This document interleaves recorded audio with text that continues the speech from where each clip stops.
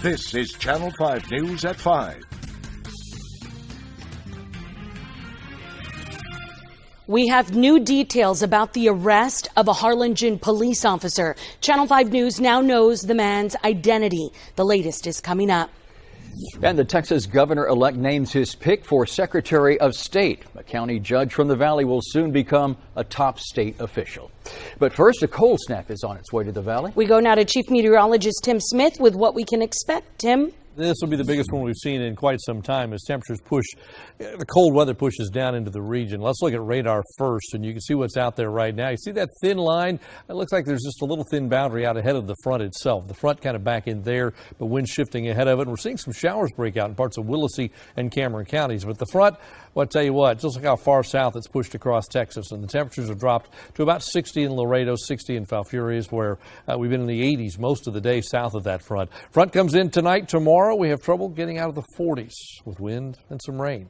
We'll check your first 1 5 forecast in a few minutes. A pack of stray dogs is now facing euthanization. This following an attack on livestock raised by some Progresso students. Yeah, now Progresso ISD is on the move, working to add extra protection from future attacks. Channel 5's John Bartel has the details for us. John?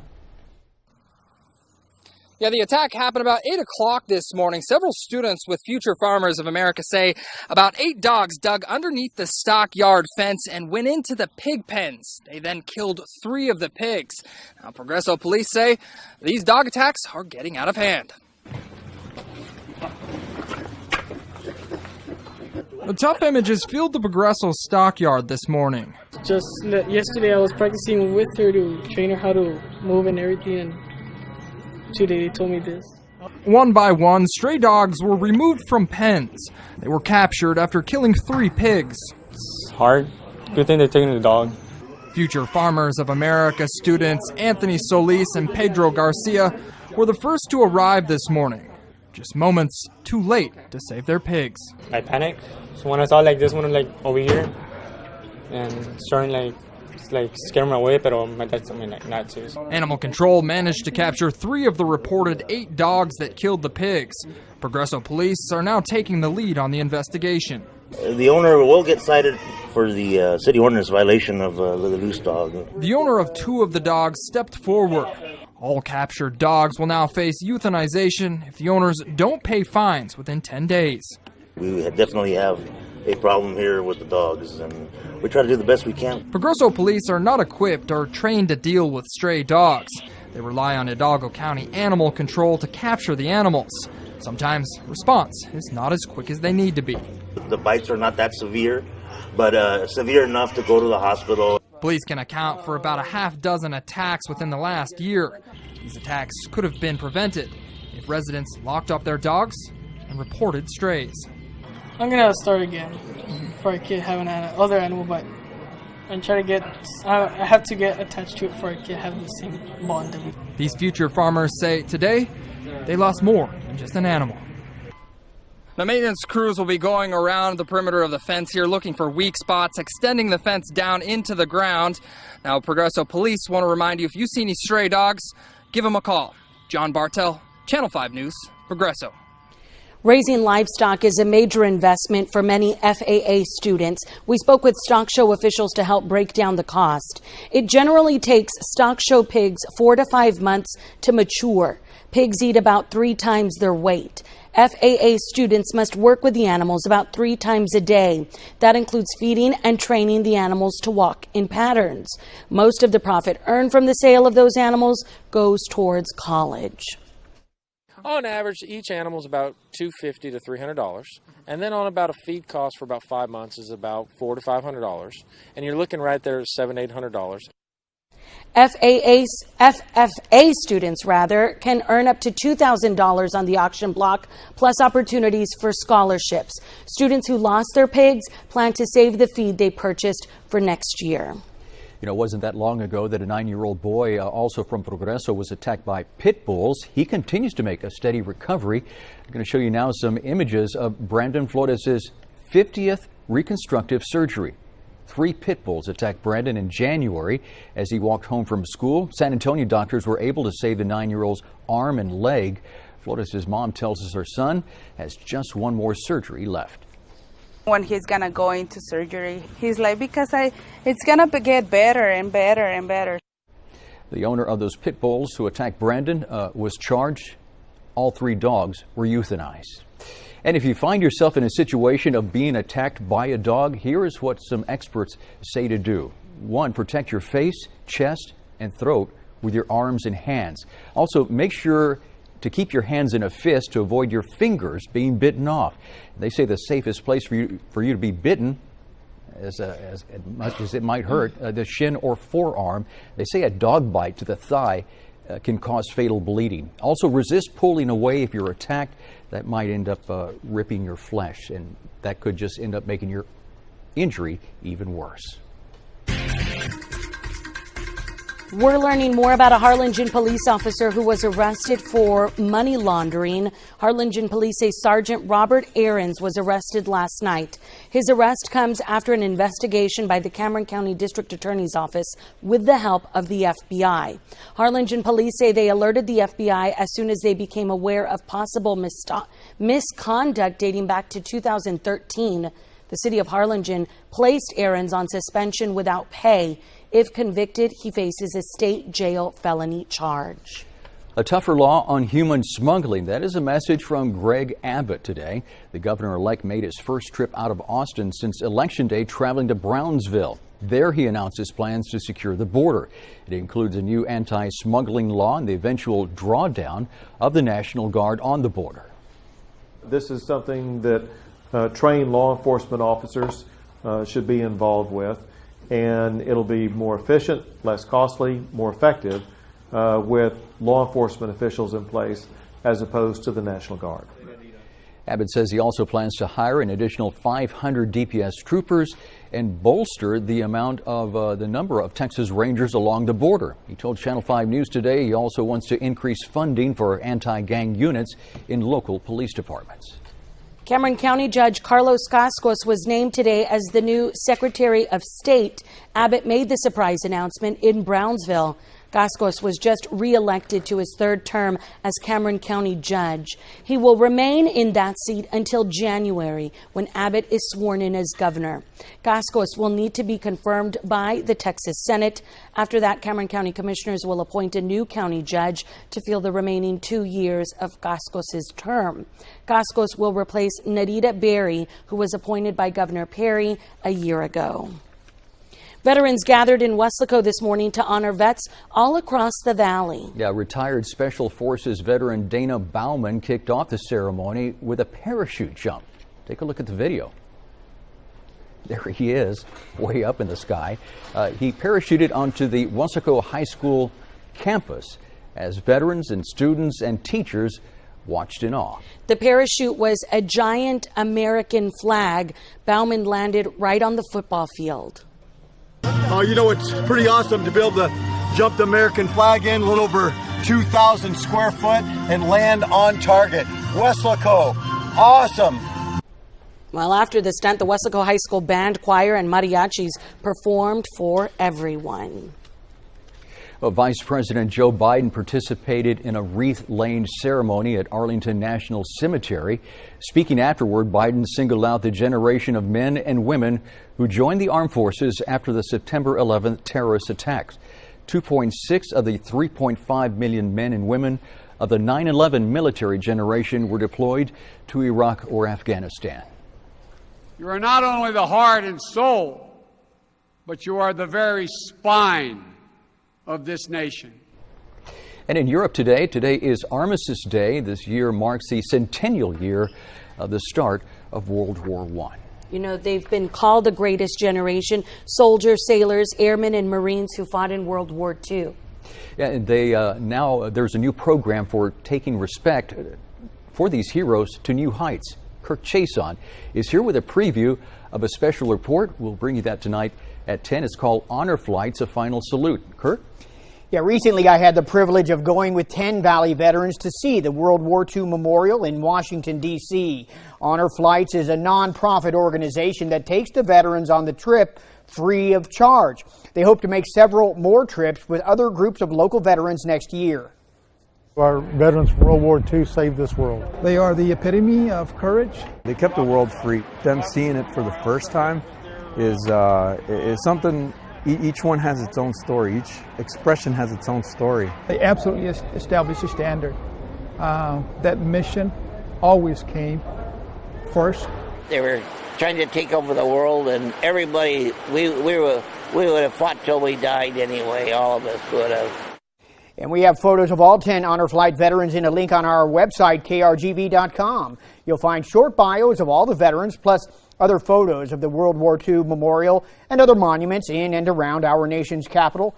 We'll also place a link to the Honor Flight's website. Once again, Honor Flight's The Final Salute, tonight at 10. Live in the studio, Kirk Chason, Channel 5 News at 5. An investigation into a woman who was possibly kidnapped in broad daylight last week is going cold. Coming up, how you can help detectives. And the investigation into an animal cruelty case at the La Jolla Police Department continues this afternoon. In just over 2 minutes, when the department says we can see their K-9 officer. We'll be right back. Breaking news. Breaking stories. This is Channel 5 News with Oscar Adame, Melissa Correa, and First Warn 5 Weather with Chief Meteorologist Tim Smith. This is Channel 5 News at 5.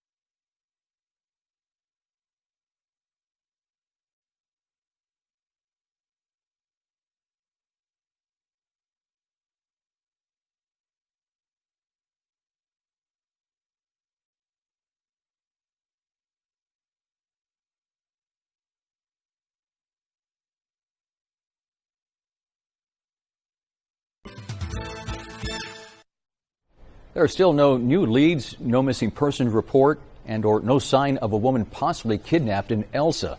A man called 911 last Thursday. He told police he saw a woman being forced into a red truck. This happened off David Ibarra Street, just west of FM 88 in Elsa. The eyewitness says a woman yelled and tried to fight back. The truck ended up driving off towards FM 88. If you have any information, you're asked to contact Elsa PD at 262-4721. The case involving a La Jolla K-9 officer is still open. That's according to the Hidalgo County Sheriff's Office. They're handling the investigation. We talked to La Jolla Police this morning, and they're planning to let us see the dog tomorrow after the holiday. The dog is being treated for a bacterial infection, we're told. La Jolla PD is accused of animal cruelty involving a K-9 officer.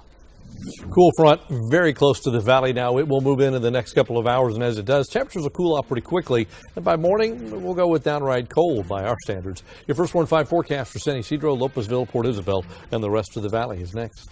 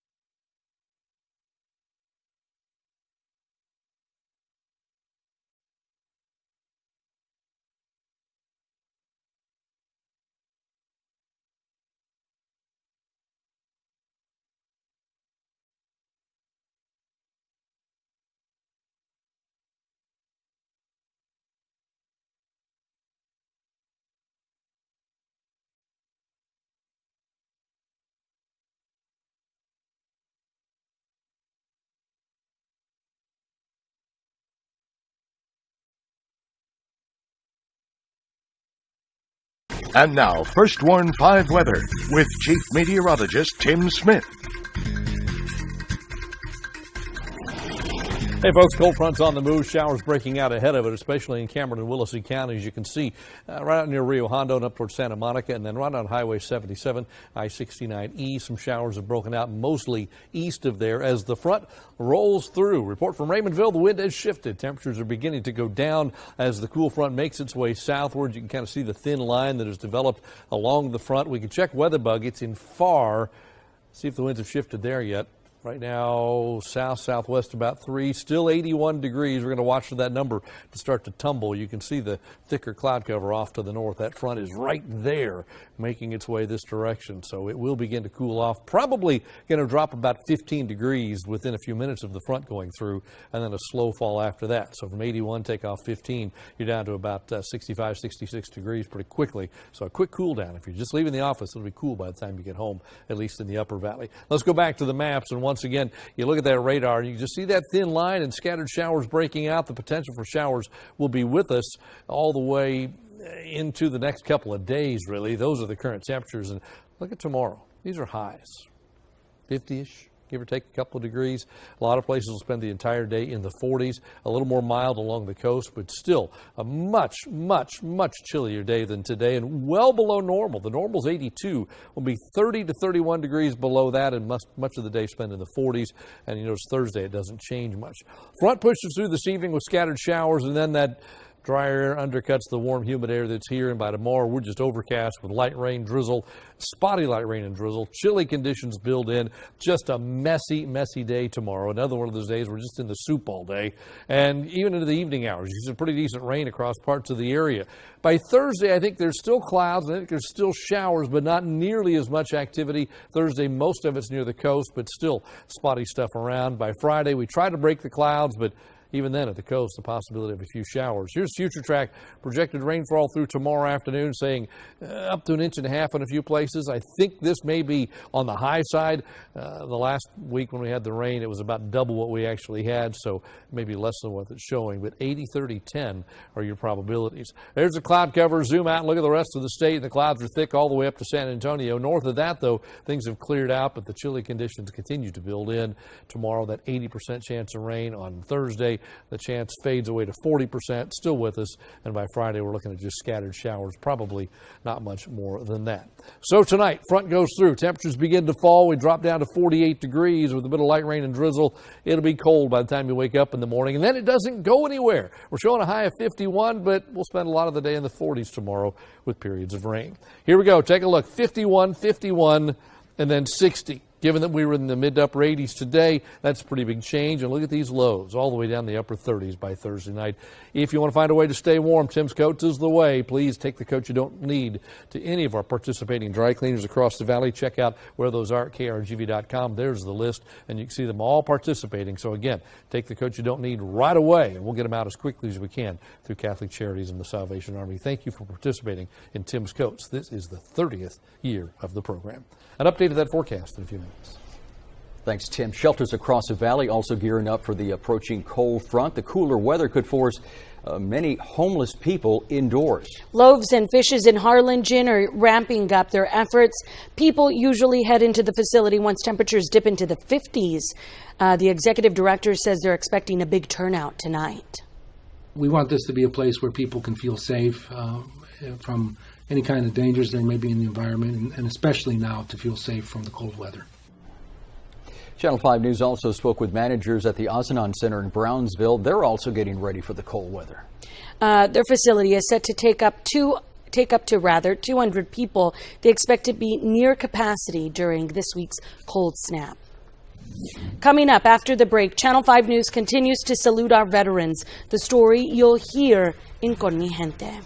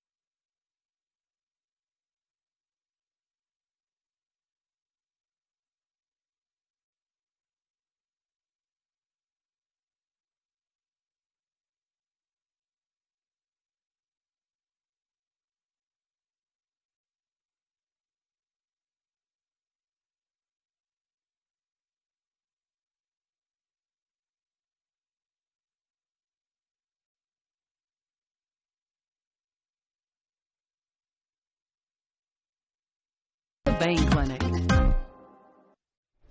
But tonight, a Weslaco man has a tighter bond with his brother, a World War II veteran who was killed on the front line. Yeah, their bond is stronger thanks to a woman who had a set of letters written by his brother, Sergeant Martin Garcia. The woman had the letters for 70 years. Here's Rick Diaz with today's Con Mi Gente.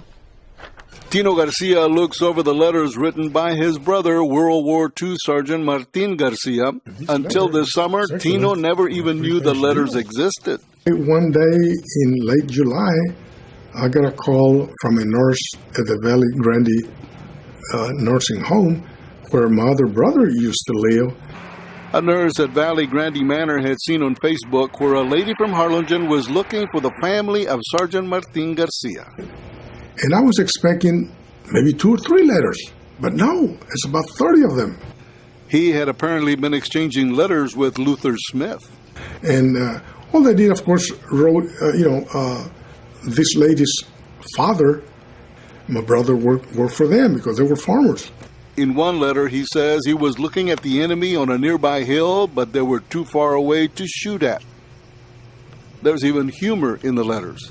And tomorrow, Tino will meet the lady with the letters for the first time. The first time we're going to meet her tomorrow, and it'll be on October the 23rd, which would be Martin's 90th birthday. And I'm the sister. Oh, nice to meet you. I feel like I already know her, but she's a member of the family. Linda Snapples is the one who found the letters. My mom kept everything, and I was going through some of her stuff, and there was the letters, and I thought, I can't just throw them out. You know, my dad talked about Martina all my life. And I brought a letter we found in Mother's things. Another letter? Yes. Surprise, still another letter is found. He wrote my dad, and he told my dad that he was sitting in a foxhole and that bullets were all around. And that was shortly before he was killed. There is a street in Weslaco named after Sergeant M.C. Garcia, but it was 4 years before his body was brought back to Weslaco for his funeral. I remember asking my mother, how did she cope for 4 years? She says, I just kept thinking that it was not true, that they were going to come up with, that it was a mistake, that my son was alive. Because he was somebody that I knew but didn't know, because he had always been a part of our life. Bringing a soldier's letters home on Veterans Day. For Channel 5 News, I'm Rick Diaz, Con Mi Gente.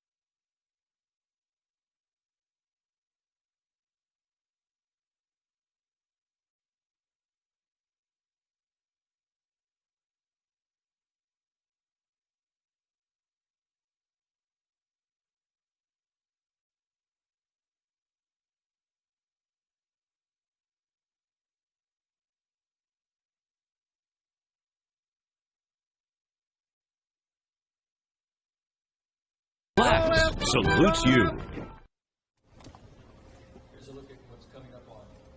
5 News at 6. 17 years ago today, he enlisted in the U.S. Marine Corps. Today, we talked to his family as they reflected on the memories of their fallen son, husband, and father, Javier Vega Jr. Plus, we are looking into reports about corruption in a border police force. We're tracking details of the officers that could put your life at risk. Fronts moving in as we speak. There's Rio Grande City down to 67 degrees. McAllen's dropped 12 degrees in the last 10 minutes.